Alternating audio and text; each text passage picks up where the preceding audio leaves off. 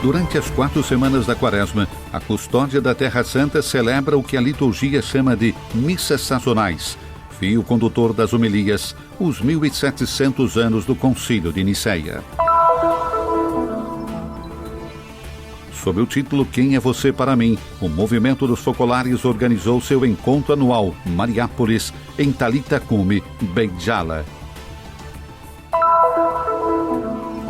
No dia 28 de março, no Teatro das Irmãs de São José de Nazaré, o coral Kulilaak, dirigido por Laui Zaher, realizou uma noite musical espiritual intitulada Ele Verdadeiramente Ressuscitou. O Terra Santa Museu guarda tesouros inestimáveis. Começa por Portugal uma viagem dedicada à história das relações entre a Custódia da Terra Santa e os países europeus.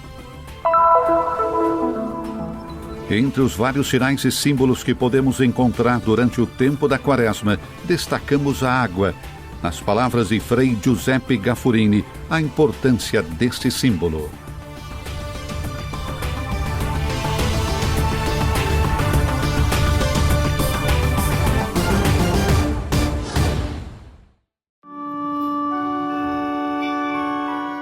Durante as 4 semanas da Quaresma, a Custódia da Terra Santa celebra o que a liturgia chama de missas sazonais. Toda quarta-feira, em um santuário diferente, vivencia-se um itinerário litúrgico e catequético que tem suas raízes na história da Igreja Romana, mas, aqui em Jerusalém, assume um significado e valor completamente excepcionais.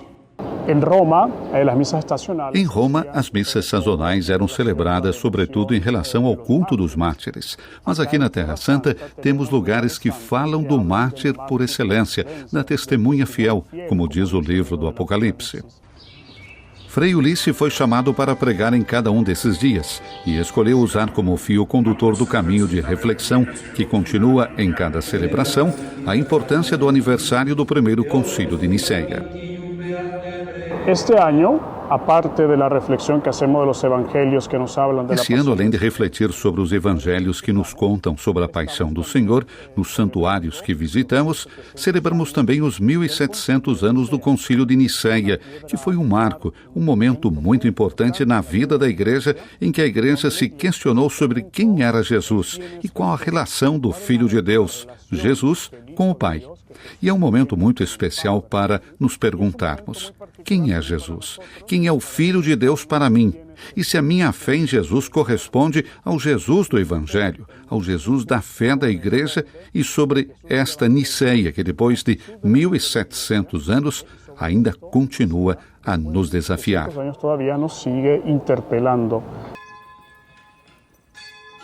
Herdeiros de Nicéia e dispostos rumo à Páscoa, os cristãos de Jerusalém guardam os lugares santos, revivendo e atualizando em suas celebrações o que aconteceu aqui na história.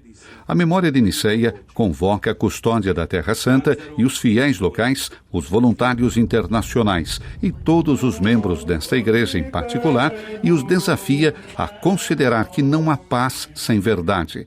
Mas não há verdade possível para o mundo de hoje se não houver a coragem de confrontar-se seriamente com o mistério de Jesus Cristo, morto e ressuscitado. Nesse lugar da terra onde o amor e a esperança são particularmente necessários, o movimento dos focolares organizou em Talitha Kumi, Beit Jala, de 28 a 30 de março, seu encontro anual Mariápolis, Cidade de Maria, intitulado Quem é Você para Mim? O encontro contou com a participação de cerca de 150 pessoas de todas as idades, que se reuniram em um oásis de proximidade, amor e fraternidade.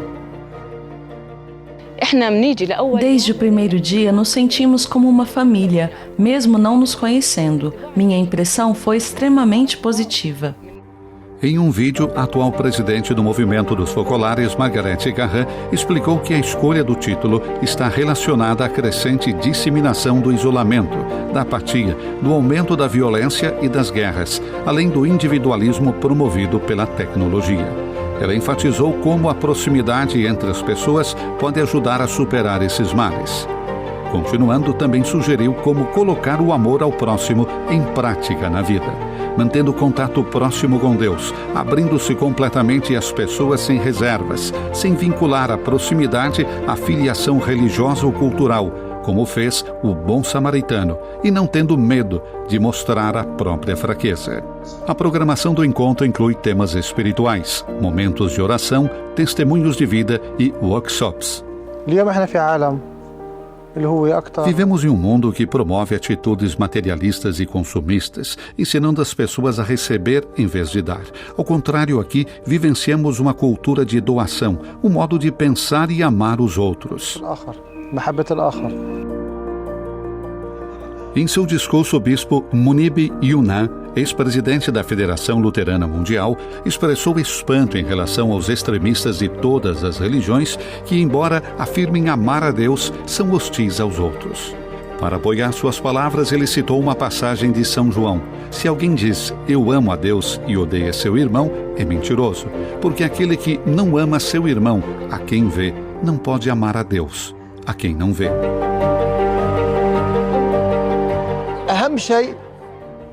O mais importante é reconhecer que você é um ser humano criado por Deus à sua imagem. Ele criou a mim e a você, e você tem os mesmos direitos e dignidade que Deus me deu. Se perdermos esse conceito em nosso contexto cristão árabe-palestino, não estaremos em paz com nós mesmos. Mesmo em meio ao ódio, devemos deixar a voz do amor ressoar. Esse amor constitui o coração da espiritualidade do movimento dos focolares. O movimento dos focolares nasceu durante a Segunda Guerra Mundial, quando sua fundadora tinha apenas 23 anos. No meio de um bombardeio, ela e seus amigos buscaram refúgio e se perguntaram se havia algo que o bombardeio não pudesse destruir. A resposta estava no coração: Deus, porque Deus é um amor indestrutível. Então, quem é você para mim? Você é um irmão ou sou indiferente a você? Você é talvez um inimigo? Enquanto eu estiver em paz comigo mesmo, posso transmitir aos outros a reconciliação e o amor de Cristo que me animam.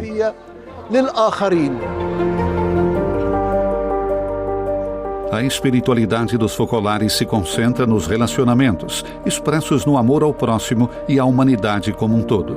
No contexto de conflito em que vivemos, mesmo que soluções políticas pareçam impossíveis, a esperança continua possível.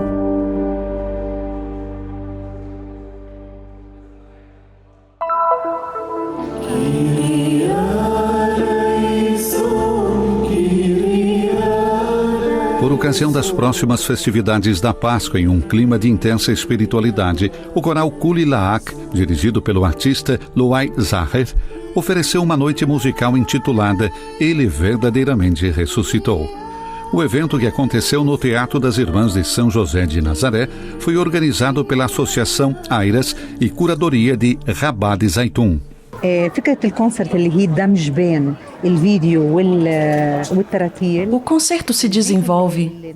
O concerto se desenvolve por meio da integração contínua de vídeos e hinos que acompanham todo o evento, da criação ao Pentecostes. Em outras palavras, a história da salvação é contada, usando versículos bíblicos para ressaltar a importância de sua leitura.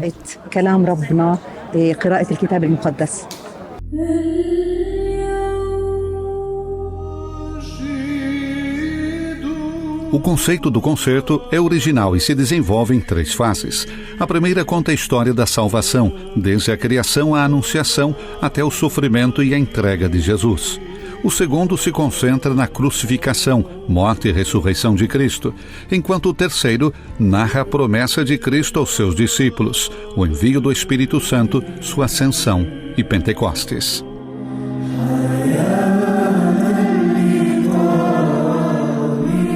A combinação única de apresentações em vídeo e hinos dedicados à paixão e ressurreição transformou a história em uma experiência musical, em uma performance inconfundível, enriquecida por uma cena visual intensa. Essa combinação envolveu o público entre lágrimas, alegria e aplausos, influenciando o ritmo da música. Devido à demanda popular, o musical será revivido no futuro. A intenção era que as pessoas experimentassem a esperança, sentissem a alegria e a vitória da ressurreição e entendessem que por trás de cada cruz há uma ressurreição. Vim de Sheikh Amr com minha família e amigos para aproveitar a atmosfera festiva e curtir a música maravilhosa. Mentes e corações confrontam-se, especialmente durante esse período da Quaresma. O coral Kulilak nos introduziu ao clima da Páscoa, símbolo de luz, e o hino dos anjos nos fez vivenciar intensamente esse tema. A ressurreição é a nossa esperança. A igreja não se funda somente na ressurreição, mas também no Pentecostes, sem o qual não poderia existir. Hoje todas essas pessoas personificam a igreja e Pentecostes.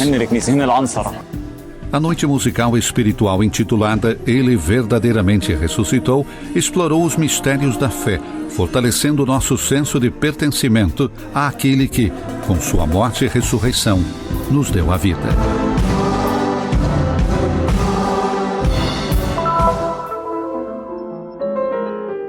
Um baú de tesouros em Jerusalém revela o coração secreto da Europa. Esses são os dons que os países europeus têm oferecido à custódia da Terra Santa ao longo dos séculos, para promover a celebração da liturgia, que é a mais alta expressão do culto a Deus e do amor aos homens que Ele ama. No encontro extraordinário entre técnica e graça, celebra-se a vida e a missão dos frades franciscanos nesta porção do mundo, onde Deus se revelou a todas as gerações e a todos os povos da terra. A ação litúrgica e a ação social coexistem na única obra de salvar o homem, mostrando-lhe a beleza profunda do seu destino glorioso. A Custodia di Terra Santa ha tre missioni. La prima A custódia da Terra Santa tem 3 missões. Uma delas é promover os santuários, mas também promover o culto nos santuários. Ela também tem uma missão junto às populações locais e aos peregrinos. A custódia está ativamente envolvida na ajuda aos pobres, na educação humana das populações locais em muitos lugares. Mas o fato de darmos uma atenção especial aos pobres não significa que não tenhamos que colocar muita energia e esforço humano ao animar as liturgias. Não há contradição entre a atenção aos pobres e a beleza da liturgia. Não é contrasto l'attenzione ai poveri e la bellezza nella liturgia. E aqui nos ajuda Santo Agostinho.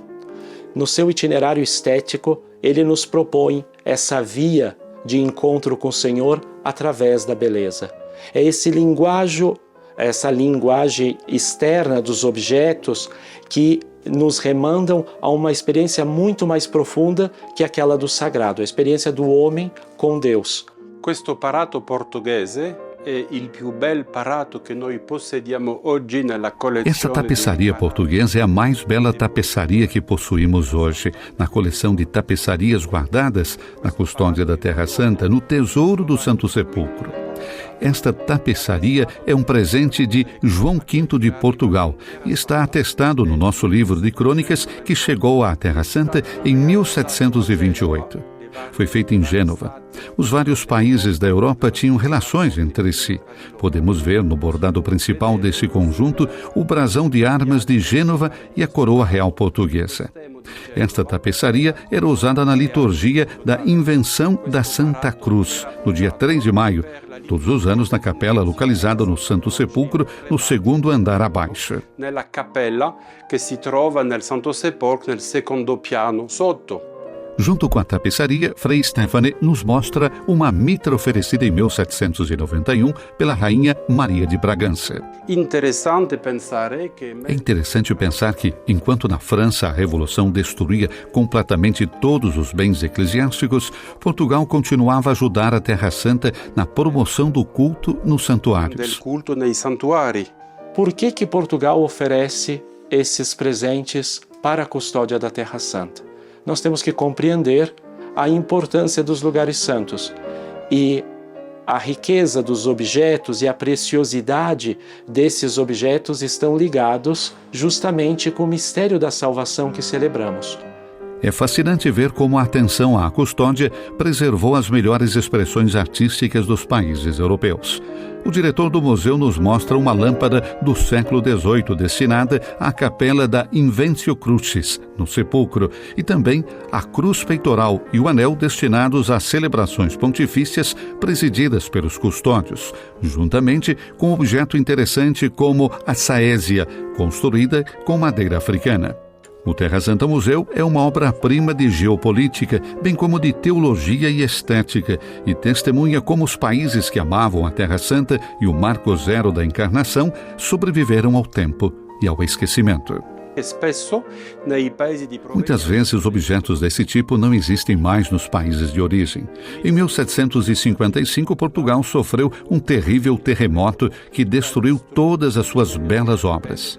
É interessante notar que, apesar das dificuldades da Terra Santa durante o período otomano, conseguimos preservar as excelências de muitos países que às vezes as perderam.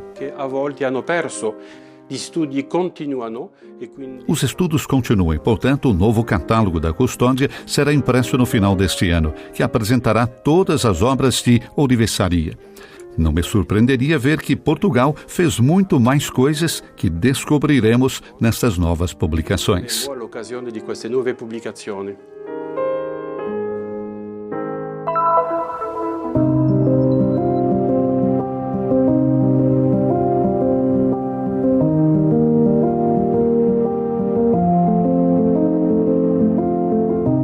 Entre os vários sinais e símbolos que podemos encontrar durante o tempo da Quaresma, destacamos a água.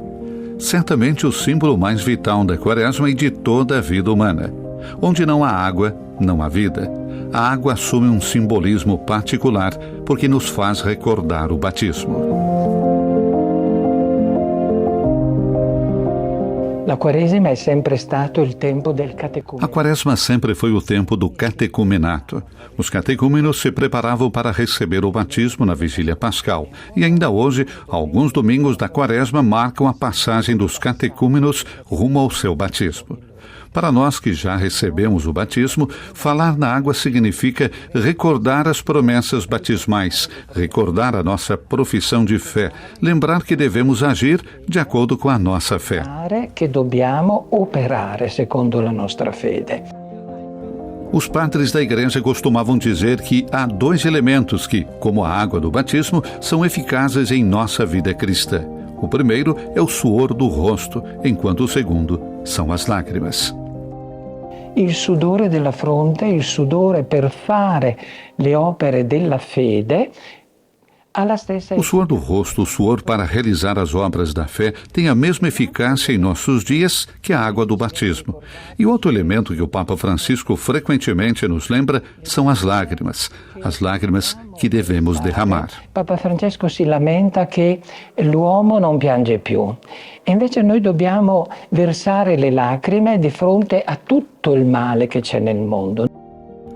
Para nós que já recebemos o batismo, o suor do rosto é o sinal do nosso compromisso em fazer o bem, enquanto as lágrimas são o sinal da nossa dor, em chorar o mal. O mundo como ele se apresenta hoje nesse momento não era diferente daquele que apareceu a Jesus quando, subindo ao Monte das Oliveiras, viu Jerusalém diante de si, a Jerusalém que não o acolheria, a Jerusalém que o rejeitaria, a Jerusalém que o crucificaria e na qual ele ressuscitaria. E ele chorou sobre Jerusalém.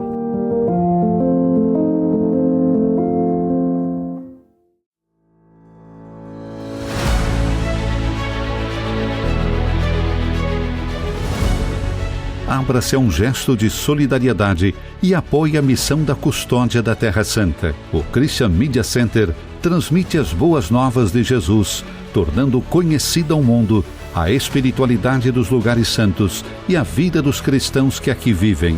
Sua contribuição nos ajudará a levar o anúncio do Senhor ressuscitado cada vez mais a todas as pessoas de todas as línguas e nações. Para nos ajudar de forma concreta, leia o QR Code. Sua escolha fará diferença.